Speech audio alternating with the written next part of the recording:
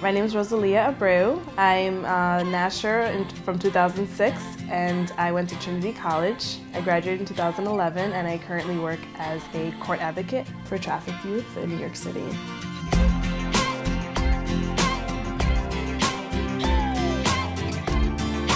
Before I went to Sadie Nash, I did not see myself as a leader.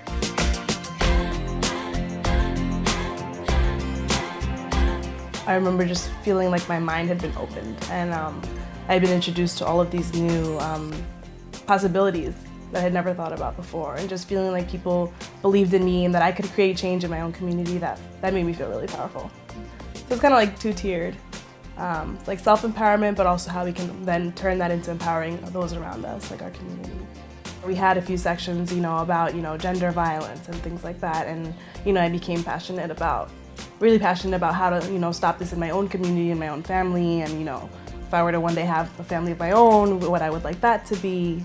I learned to expect more from myself. In high school, you don't really have conversations where you get, passionate or things like that. But I remember in that class I would get angry because, we started talking about things like privilege. We did the flower of power, and I distinctly remember how many petals, weren't colored versus the ones that were colored. And, I really started to see my positioning in society as a woman of color.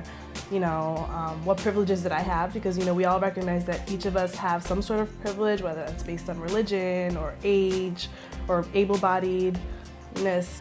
And academically, I knew that this is the field that I wanted to focus on, gender, race, and class, and that ended up being what I studied for my major at Trinity College. And that has impacted the work that I do now. I think right now we don't have the language to understand these young women as being survivors of a form of violence that is so extreme. I think that now when we say domestic violence, we sort of have some sort of understanding in the media, mainstream media, about what that is. But when we talk about a young woman who's arrested for prostitution, whether she's of age or not, she's still sort of vilified and criminalized. And so working through that in the courts each day, I'm trying to get judges and lawyers to see that, these young women are also victims, and that, their choices and their options were basically non-existent, and that a lot of the socioeconomic factors that got them into this life, contributed to their criminalization and to their victimization. I think the trafficking movement right now is what the domestic violence movement was, 30 years ago.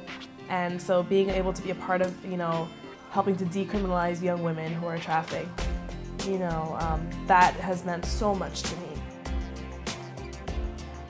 A leader also gives back to their own community and never forgets where they came from.